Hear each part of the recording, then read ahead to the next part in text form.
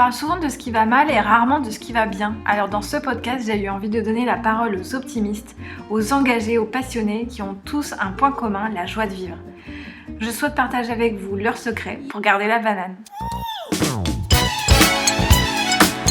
Et je dis merci à la vie, je lui dis merci, je chante la vie, je danse la vie. Je ne suis qu'amour. Aujourd'hui, pour ce nouvel épisode de Phase B, je reçois Nicolas, fondateur de l'agence de conseil Citizens Factory, qui conçoit des projets de collaboration territoriale en connectant des villes ou des entreprises avec la société civile. Des missions positives et inclusives pour faire bouger les villes et faire émerger des initiatives fédératrices.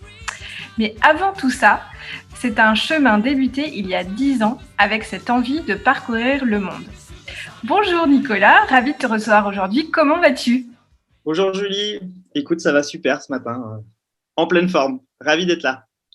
Génial. Donc, je le disais en introduction, tu es fondateur d'une agence de design thinking, si on peut dire, dédiée vraiment aux villes et aux collectivités. Mais avant cette aventure entrepreneuriale, il y a eu un tournant. J'appelle ça un tournant parce que c'est une épopée fondatrice dans ta vie il y a 10 ans. Et le point de départ de cette aventure, est-ce que tu peux nous raconter ce qui s'est passé il y a 10 ans ? Oui, il y a 10 ans, moi j'étais en cabinet de conseil et puis un an avant, j'avais rencontré celle qui est devenue ma femme par la suite, Fanelli. Et on arrivait autour de nos 30 ans et on avait envie de faire une année off et partir en tour du monde. Et on s'est dit, si on pouvait associer cette année de périple à un projet qu'on rêverait de faire, ce serait quoi ?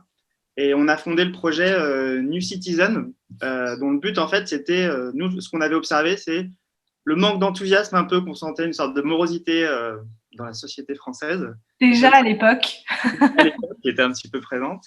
Et on s'est dit, ce qu'on aimerait, c'est un projet simple qui permette de redonner un peu la banane et de l'enthousiasme aux gens et surtout de leur montrer à quel point ils ont la capacité d'être entrepreneurs de leur vie et de changer, en fait, des choses à leur échelle.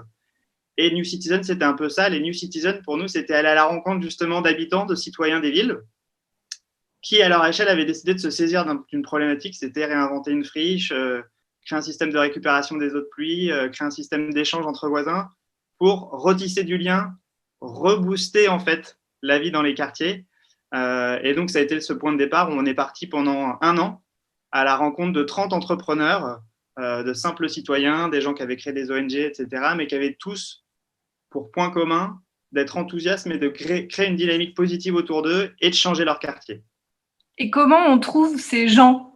C'est-à-dire que parcourir le monde, j'imagine que ça ne se trouve pas comme ça à tous les coins de rue, quoique. Comment vous avez fait pour aller à la rencontre de ces personnes, ces personnalités ? Il y a eu deux choses. D'abord, il y a eu le point de départ d'essayer d'aller sur Internet, c'est génial, hein, c'est un truc à ciel ouvert où tu peux… Donc, on a commencé à chercher pas mal de projets positifs, villes positives, entrepreneuriat social. On s'est aussi adossé à des réseaux d'entrepreneuriat social et de la société civile qui référençaient en fait ce type d'initiative. Et petit à petit, plus le projet avançait, plus on se mettait en contact, c'est l'effet domino en fait, avec des gens qui aiment ce même type de projet, puis qui connaissent machin, qui te met en contact avec machin. Et même à l'étranger, c'est comme ça que ça a marché. On a eu plein de recommandations en amont par des gens qui se connaissaient entre eux. En fait, les gens positifs tissent un lien et derrière, c'est comme ça qu'on a réussi à découvrir des tas de projets, 100% de projets ultra positifs et concrets surtout. Et qu'est-ce que vous avez trouvé sur place ? C'est-à-dire, est-ce que vous avez été surpris par un état d'esprit peut-être différent de ce qu'on trouvait en France à l'époque, et j'ai envie de dire, j'ai l'impression que ça n'a pas tellement changé. Qu'est-ce que vous avez trouvé dans les différents pays que vous avez trouvés ? Est-ce que vous avez trouvé des différences d'approche, des différences d'état d'esprit, de motivation ? Qu'est-ce qui vous a marqué particulièrement ? Le paradoxe, c'est que je pense qu'on a trouvé… en fait, on a commencé par la France. Et ce qu'on a vu, c'est chez toutes les mêmes personnes, que ce soit en France ou à l'étranger, ce point commun. C'est pour ça qu'on les a appelés un peu New Citizens. C'est des gens qui n'ont pas attendu qu'on leur donne la permission, qui n'ont pas attendu tout ce que peuvent dire les Dark Vador autour d'eux, que ça ne va pas marcher, et qui, face à ça, quasiment répondent par de la positive, mais pas dans le sens positive attitude bisounours, mais plus une vraie détermination à faire bouger les lignes. Et Et donc, c'était ça qui était intéressant dans le fil rouge du voyage. C'est qu'on avait commencé la première interview en mai 2011. C'était dans un jardin partagé, porte de Clignancourt, les Amis des Jardins des Ruisseaux. Et qu'on a fini notre dernier reportage par un cours de cuisine participative par une Brésilienne incroyable dans les favelas de Rio. Et les 30 personnes qu'on a vues avaient tous ce même point commun. Une sorte de détermination, une volonté en fait de faire, mais surtout d'embarquer les autres avec eux. Parce que la spécificité des projets qu'on a vus, c'était pas des projets urbains d'innovation technologique, c'était tous des projets plus d'innovation sociale incroyablement participatifs dans lesquels en fait les projets ne vivaient que par la contribution des autres gens au projet. Un jardin partagé marche parce qu'il y a les jardiniers, les habitants qui viennent, les artistes du quartier qui viennent pour faire vivre le jardin. Et donc, c'était ce point commun qui était incroyable. Et c'est ça aussi, en rentrant, qu'ils nous ont dit, ça ne dépend pas des pays. On est pourtant allé en Inde, on est allé aux Philippines, on est allé au Mexique, on est allé aux États-Unis, à Los Angeles, on a commencé par la France, Berlin. Et il y avait ce point commun d'une forme de détermination. Et donc, c'est ce qu'on aimait dans le côté New Citizen, c'était une sorte d'ADN que tout le monde pouvait partager.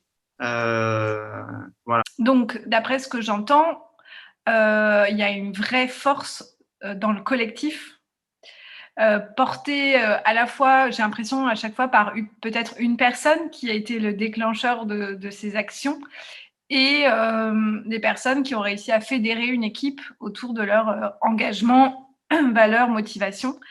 Donc, ça a donné lieu à un site avec effectivement des reportages, des interviews, beaucoup de matière. Après un an de voyage, comment on se sent et quelle force te porte à ce moment-là? Qu'est-ce que tu as envie de faire de toute cette matière? En rentrant, on se sent complètement invincible parce qu'on a l'impression d'avoir, enfin, en tout cas, c'est l'expérience très personnelle, d'être complètement aligné avec. C'est-à-dire que quand on a réalisé les interviews vidéo de tous ces gens, quand ils parlent, on a l'impression que tout ce qu'ils disent résonne tellement en soi et que ce qu'ils disent est très simple, mais je trouvais que dans la vie professionnelle, peut-être, on perdait en simplicité parce qu'on allait sur des trucs parfois trop complexes. Et je trouvais qu'il y avait une vraie vérité dans ce qu'ils disaient. Et en plus, ce n'était pas que des gens qui faisaient que parler. En fait, ils faisaient la preuve par l'action de comment leur enthousiasme avait fédéré autour d'eux, comment leur intelligence de ne pas croire que seuls ils allaient être capables de monter un projet, mais qu'ils le rendaient participatif pour rendre le projet pérenne, était dingue. Et cette force du collectif, moi, fan de Sportco, j'ai adoré. C'est comme ça et il n'y a pas d'autre manière pour que ça marche. Cette grande ouverture dans les projets. Donc, quand on rentre, il y a deux choses. C'est un, en fait, nous, on avait vraiment la volonté de faire un projet associatif. Donc, tous ces contenus, on ne voulait pas juste être un média. Donc, on a organisé des ateliers, des conférences en rentrant en France pour partager ça auprès de jeunes, auprès d'étudiants. On est intervenu en école de commerce, auprès de structures jeunesse, etc. pour, c'est pas transmettre la bonne parole, mais dire, les gars, on a entendu des choses. Franchement, on a envie de les partager avec vous parce qu'on avait vu cet effet domino. Et on se dit, nous, l'association, ce sera ça son rôle, c'est la mission de la transmission, de l'énergie, de côté on peut agir. Et donc, c'était le premier point, c'est comment développer l'association, en faire une vraie association, pas juste de nous deux couples, mais une association avec des bénévoles et pouvoir faire beaucoup plus, être dans cette logique du collectif.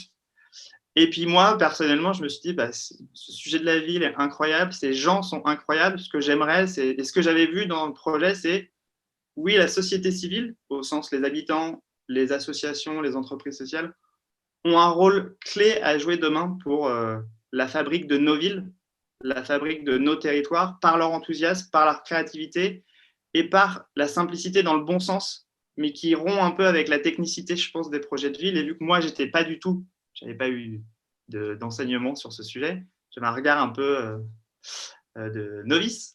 Et je trouvais qu'il y avait plein de bon sens qu'il fallait peut-être infuser dans des projets portés par des professionnels qui étaient les collectivités, les entreprises ou les bailleurs sociaux qui, eux, fabriquent la ville au quotidien.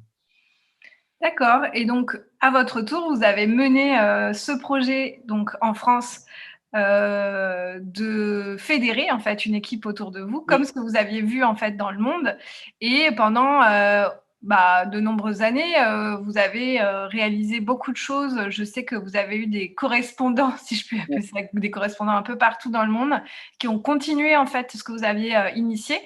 Est-ce que tu peux me raconter brièvement tout ce que vous avez organisé, mené, réalisé ensemble avec donc l'association New Citizen depuis 10 ans?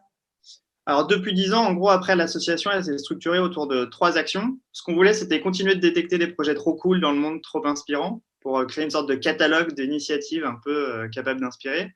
Donc là, on avait créé une communauté de spotters. Donc, c'était des détecteurs sur Internet ou autour de chez eux d'initiatives qui pouvaient être positives. Donc, on avait des gens au Canada, on avait des gens qui sont inscrits sur la plateforme qui étaient en Amérique du Sud, en Europe. On a eu une cinquantaine, une soixantaine de gens qui ont détecté un peu des projets pour créer cette base de données. On a aussi fait partir des gens en reportage. Comme nous, en fait, on a réussi à refinancer 3 équipes de 6 journalistes amateurs pour aller dans d'autres pays. Et puis, on a essayé aussi de développer des nouvelles formes d'ateliers, d'aller plus loin, en fait. Pas juste faire des conférences inspirantes, mais de développer des méthodes créatives pour que des gens puissent se saisir d'une idée et lancer leur propre initiative locale. Okay. Donc, voilà comment on a structuré l'action de l'association pour passer de l'inspiration à l'action, parce qu'il y avait aussi une chose qui nous avait convaincus dans les projets qu'on avait vus, c'est l'action qui valide tout. Et s'arrêter à l'inspiration, ça peut parfois être un peu frustrant. Alors justement, en parlant d'action, tu as quelques années plus tard fait encore un pas de plus vers l'action avec l'aventure entrepreneuriale cette fois, donc vraiment collée à ce projet-là. Comment s'est passé ce cap de passer de l'associatif à l'entrepreneuriat? Qu'est-ce qui t'a motivé à ce moment-là et qu'est-ce que tu fais aujourd'hui avec cette agence? En fait, vu que j'avais les poils hérissés pendant quasiment l'intégralité du tour du monde et quand je parlais de ces sujets-là, je me suis dit, il faut que j'arrive à dédier 100% de mon temps à ces sujets. J'ai l'impression d'être au bon endroit et pour moi, personnellement, d'être à la bonne place et d'avoir quelque chose que je pourrais apporter. Donc, comment s'est fait la bascule? J'ai quitté mon cabinet de conseil, c'était en 2014. Et donc, avec cette volonté de me dire, New Citizen, c'est génial, ça permet de travailler auprès des habitants, auprès des citoyens, de leur dire, voilà, vous pouvez avoir cette capacité d'initiative. Mais j'étais convaincu que si on n'allait pas travailler avec ceux qui fabriquent de manière plus quotidienne la ville, c'est-à-dire les collectivités, les mairies et les entreprises qui travaillent sur les sujets de la ville de demain, dans l'immobilier, les déchets, etc., si on n'arrivait pas à faire rencontrer ces deux mondes, on ne changerait pas forcément la ville. Donc, je me suis dit, moi, ce que j'aimerais, c'est compléter la mission de New Citizen par une autre mission qui serait, comme tu dis, via Citizen Factory, d'accompagner des collectivités, des entreprises ou des bailleurs à comprendre comment ils peuvent travailler avec les habitants, comment ils peuvent co-construire des projets, comment ils peuvent créer une dynamique collective positive pour trouver des solutions concrètes, parfois moins techniques, mais créer cette dynamique participative. Et en gros, ce que j'ai essayé de modéliser en termes de méthode de conseil, c'est tout ce que j'avais vu dans les projets de Tour du Monde, c'est-à-dire tous ces projets, ils avaient la capacité à se saisir d'une problématique, faire de l'intergénérationnel, favoriser l'accès au numérique, trouver une solution pour les déchets, et derrière de mettre autour de la table des gens très différents, des assos, des habitants, des écoles, pour réfléchir ensemble aux solutions et les mettre en place. Et donc, c'est ce que j'essaye de faire. Je travaille moi en tant que consultant. Et mon rôle, c'est de dire aux entreprises, aux collectivités, retrouvons de l'enthousiasme. Moi, je leur rends la méthode de l'aventure collective. Un truc, c'est pas dire que ça va être facile, mais dans lequel on se dit qu'on se saisit collectivement d'un problème et qu'on se dit vraiment qu'on va essayer de trouver des solutions, même petites, pour faire avancer le schmilblick et pas dire juste c'est pas possible, c'est compliqué, on n'a pas assez d'argent. Donc, c'est un peu la méthode. Et donc, j'utilise après des méthodes que certaines personnes peuvent connaître, d'intelligence collective, de design pour croiser des univers, casser des faux clichés sur élus citoyens, entreprises, associations, pour essayer de mettre tout le monde autour de la table et d'avancer de manière un peu pragmatique, concrète, dans l'état d'esprit que moi, on avait défini au départ, qui étaient les New Citizens. Génial. Et comment réagissent ces gens à qui tu viens apporter des sourires, des solutions, une envie, une motivation? Est-ce que ça surprend? Est-ce que les gens se laissent facilement embarquer par cette aventure collective? Comment ça se passe? Alors, ça fait 7 ans maintenant. Je dirais que dans un premier temps, je suis parti quand même sans réseau, sans rien. J'ai envoyé pas mal de mails sans réponse. Mais les gens n'étaient pas prêts. Non, mais c'est vrai que ça a beaucoup changé. Et aujourd'hui, quand on voit la situation actuelle, il y a de plus en plus de défiance, c'est de plus en plus compliqué. On a une société qui se scinde de partout et plein de petites communautés qui se créent. Donc, paradoxalement, il y a quand même un besoin qui devient de plus en plus fort et de plus en plus évident et là encore, sans être bisounours, de retisser du lien pour être capable de faire société et de monter des projets collectifs. Donc, je sens qu'il y a une vraie différence. Donc, il y a toujours des gens, il y a plusieurs typologies de personnes qui accueillent les messages. Il y a ceux qui se disent non, mais c'est bon, c'est trop compliqué, on n'en a pas besoin. Donc, eux, voilà, ne répondent pas. Ouais. D'autres qui sentent que c'est nécessaire sans en être complètement convaincus, mais qui se disent bon, il faut quand même qu'on aille découvrir ça. Et de plus en plus de gens, et j'avoue que j'ai la chance, c'est avec ces gens-là que je travaille le plus, qui se disent ouais, en fait, il faut qu'on fasse les choses autrement. Parfois, on a un peu peur d'y aller parce que quand tu fais du collectif, c'est plus engageant. Enfin, pour une collectivité, travailler avec ses habitants, ouais, ça demande une certaine ingénierie, une certaine méthode, mais on sent une volonté de tenter des choses parce qu'il y a des choses qui ne marchent plus et on est capable de dire maintenant qu'il y a des choses qui ne marchent plus et tester autrement. C'est pas dire que c'est la méthode parfaite, hein, je ne dis pas que Citizen Factory, c'est le truc qui règle tout. Mais je trouve que se dire, on y va, on essaye, et au pire, si on plante, c'est pas bien grave parce que sans doute le plus important, c'est le processus dans lequel on s'est mis pour essayer.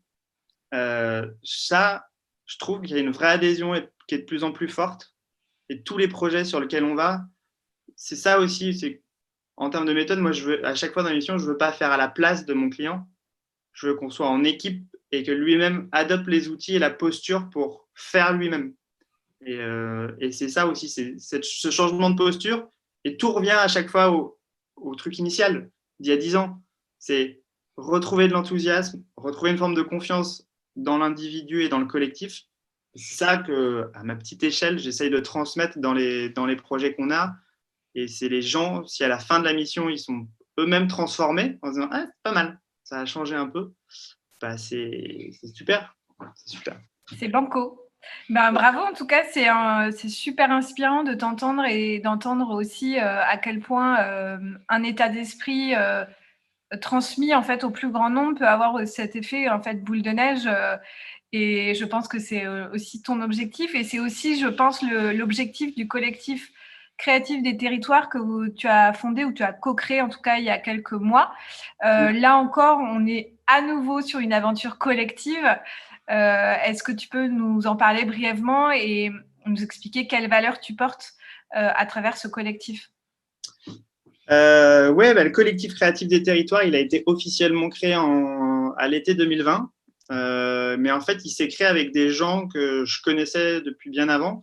Parce qu'en gros, moi, sur Citizen Factory, je suis seul, je suis en consultant indépendant. Mais il n'y a quasiment pas une seule mission que j'ai fait vraiment tout seul. J'ai travaillé parfois avec des prospectivistes, parfois avec des urbanistes, parfois avec des designers de services.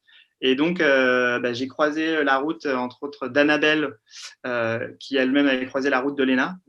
Et on s'est dit, nous, on se rend compte que pour faire plus et pour faire mieux, on a aussi envie de se rassembler entre professionnels qui partageons les mêmes valeurs, qui sont très liées aux valeurs que j'ai beaucoup évoquées pendant ces 20 minutes, qui sont l'enthousiasme, la réelle place de l'humain, parce que maintenant tout le monde dit qu'ils mettent l'humain dans ses projets, mais la réelle place de l'humain dans les projets, une forme de bienveillance, mais aussi de détermination à faire bouger les lignes et recréer de la confiance entre les gens. Donc tous ces professionnels qui sont... voilà, on s'est regroupés pour se dire, nous, ce qu'on aimerait, c'est s'organiser entre indépendants et petites structures pour mieux travailler ensemble et réussir à faire des missions ensemble, des projets qu'on n'aurait jamais réussi à faire seul. Et aussi, et ça reste encore, un deuxième volet du collectif créatif des territoires, c'est la transmission. Et on a une grosse volonté de transmettre par des webinaires, demain peut-être par des podcasts, par des articles, tout ce qu'on vit sur le terrain avec nos clients, avec les groupes qu'on accompagne, pour rendre compte des aspects un peu méthodologiques et des dimensions, en fait, des choses en termes de posture que ça permet de changer, que ça permet de faire évoluer. Donc, c'est vraiment ça. On est aujourd'hui une dizaine à travailler ensemble autour de ces sujets avec ce point commun de dire comment on accélère demain la fabrique collective des territoires, comment on impulse ça, comment on touche plus de gens. L'idée, c'est pas d'aller comme des apôtres mais c'est vraiment cette logique de transmettre, je pense, un enthousiasme et une vision des projets et des territoires. Et vu qu'on est très lié au territoire et à la ville, c'est le cadre de vie des gens. Et on pense que c'est là-dessus qu'il faut travailler parce que c'est des points de rencontre et des points d'interaction autour desquels il y a vraiment un intérêt collectif et donc autour desquels les gens peuvent travailler ensemble. Ok. Bon, bah ça, c'est hyper intéressant. Je voulais juste te parler, pour finir, d'un dernier point. Donc, tu es entrepreneur, tu es aussi père de famille. Donc, j'imagine que dans tout cet élan collectif, il y a aussi parfois des moments plus difficiles. On a beau être enthousiaste et envie de faire bouger les choses. J'imagine qu'il y a des moments plus compliqués. Quelles sont, toi, tes forces pour justement continuer à avancer malgré les défis de la vie auxquels on est tous soumis? Est-ce que tu peux nous en parler un petit peu rapidement? Oui, bien sûr. Bah, moi, je trouve clairement l'aventure entrepreneuriale, c'est plus dur. C'est plus dur que quand j'étais. C'est paradoxal, c'est plus dur que quand j'étais salarié. J'ai eu des moments beaucoup plus difficiles de vrais doutes. Enfin, plusieurs fois où je me suis dit, je vais arrêter. Ouais. Mais le fait de ne pas arrêter et de s'accrocher et de continuer, malgré la difficulté, confirme un peu, enfin, me confirme intérieurement ma volonté de travailler sur ces sujets. Et donc voilà, je me sers beaucoup de ça. Et en fait, j'essaye de considérer que je suis toujours dans un processus. Et que en fait, j'essaye d'avoir un rapport à l'échec, puisqu'il y a plein de trucs que j'ai plantés, beaucoup plus depuis 10 ans parce que je me suis lancé que ce que j'avais fait avant, parce que je tente plus de choses. Et avoir un rapport à l'échec où je vais considérer ça comme un processus où ça réussit, c'est génial. Et si je plante, je vais apprendre de ça et essayer d'en faire une force pour la suite. Donc, j'essaie vraiment de développer cette philosophie-là, mais pour le coup, c'est assez récent. Cette prise de recul aussi par rapport aux choses, parce qu'on se connaît plus soi-même, en tout cas. En tout cas, dans ce que je viens de vivre depuis 10 ans, je suis allé creuser plus profond, dans des endroits plus difficiles.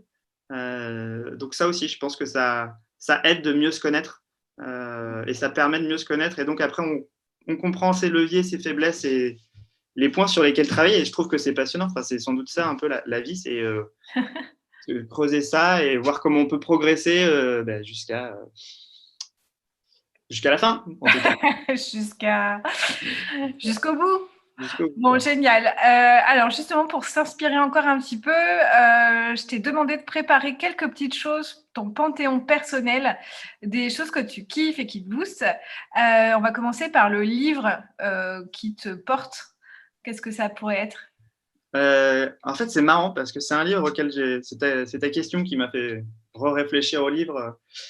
C'est un livre que j'ai lu, je pense que j'avais 14-15 ans, que beaucoup ont lu, c'est L'Alchimiste de Paulo Coelho. Et c'est drôle, c'est que je me souviens pas complètement du contenu, voire c'est très flou, et je me souviens juste qu'il m'a beaucoup marqué. Et donc, je suis allé revoir la définition avant-hier soir, le résumé. Ouais. Et je crois que c'est vraiment un livre sur la quête personnelle d'un berger qui croit aller chercher un trésor et en fait, il va chercher complètement autre chose. Ouais. Et c'est quelque chose sur avoir le courage, malgré le doute, de suivre ses rêves et d'aller au bout. Ce qui ne veut pas dire que ça va être facile.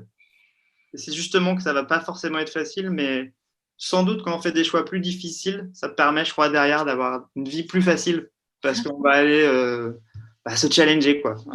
Donc, j'ai adoré ce livre et j'ai envie de relire. Donc, grâce à cette interview et ce podcast, je pense que je vais aller le récupérer dans ma bibliothèque d'enfance. Ouais. Je l'ai relu il n'y a pas longtemps et effectivement, je te rejoins totalement. On a une lecture complètement différente, enfin, pas tellement de ce que tu racontes, mais pour l'avoir lu quasiment 15 ans après, j'ai redécouvert plein de choses que je n'avais pas forcément compris comme ça à l'époque. Donc, tout à fait. Un film qui te booste. Un film, ça va être moins philosophique. Il faut un peu de tout, c'est de la diversité. Bien sûr. La vérité, si je mens, numéro 2. Pour moi, numéro 2. Ouais, numéro 2. Moi, je me suis pris les plus grosses barres de rire de ma vie avec ça. Encore des blagues. Je fais rire mes garçons parce que j'essaye d'imiter José Garcia quand il négocie au Maroc. Comment? Qu'est-ce que j'apprends? Vous fourguez ma marchandise à un autre? Je veux l'exclusivité, vous m'entendez? Voilà, je pleure de rire. J'ai pleuré de rire la première fois. Je pense que je l'ai vu 100 fois. Voilà, j'adore. On aime bien, on adore. Et une musique? La musique, Jackson 5, Michael Jackson, voilà. Bien C'est sûr. 40 ans de trucs dans les oreilles, j'adore. Un Magnifique. son en particulier? S'il n'y en avait qu'un. Ce serait. C'est très compliqué si on a. C'est très compliqué. Peut-être c'est dans Off the Wall, peut-être j'aime bien, mais. Ok. Ça marche. Et est-ce qu'il y a une personnalité qui t'inspire? Peut-être. Alors, à part les New Citizens que j'ai rencontrés, non, en fait, c'est pas une personnalité, c'est des personnalités, je trouve. Les sportifs de haut niveau. Ouais. Et je lis beaucoup de livres en ce moment où j'écoute des podcasts ou justement sur leur éthique de travail et sur justement, j'ai l'impression que c'est des gens qui se fixent des rêves qui sont parfois hyper importants et se mettent dans une situation où ils se mettent en condition pour atteindre ces rêves-là. Par le travail, par une exigence personnelle, par un dépassement de soi, dans les sports collectifs, par une compréhension de comment je dois changer aussi parfois pour embarquer des gens autour de moi, et je trouve ça passionnant. Donc voilà, le sport de haut niveau que j'aime en tant que spectateur, depuis quelques années, là, je suis en train de le découvrir par justement ces personnalités-là de sportifs et parce qu'ils écrivent sur ce chemin que eux-mêmes ont, ces échecs, ces difficultés et la manière d'appréhender ça comme un processus de progression. Je trouve ça génial. Génial. Et ben, écoute, merci beaucoup, Nicolas, pour toutes ces bonnes réflexions, conseils, état d'esprit hyper intéressants et hyper inspirants de t'écouter mener cette aventure depuis 10 ans. Pour conclure, est-ce que tu aurais un conseil à apporter aux éditeurs pour garder la banane? Ça ne veut pas dire faut trouver le bon équilibre entre. Je pense que c'est important de se fixer des objectifs perso de transformation, quoi, d'aller chercher des choses qui peuvent être difficiles à atteindre, mais toujours considérer que voilà, on avance à notre niveau et qu'on est dans un processus et qu'il ne faut pas se fouetter parce qu'on n'arrive pas tout de suite et il faut croire dans son avancée, donc y mettre de l'énergie, y mettre de la détermination parce que sinon ça ne marche pas. Mais tout en se disant voilà, j'avance et sans être trop dur vis-à-vis de soi-même parce que parfois je pense quand on n'arrive pas tout de suite, on se dit donc garder la banane, c'est un peu ça, je pense, être doux avec soi-même. Être doux avec soi-même. Eh bien, écoute, merci beaucoup pour cette interview et ces quelques minutes que tu nous as consacrées. On se quitte maintenant. Très bonne journée et à bientôt. Très bonne journée à toi. Au revoir, Julie. Si ce podcast vous a plu, merci de l'inonder d'étoiles et de le partager pour que l'on fasse rayonner les ondes de l'optimisme le plus loin possible. Merci à vous.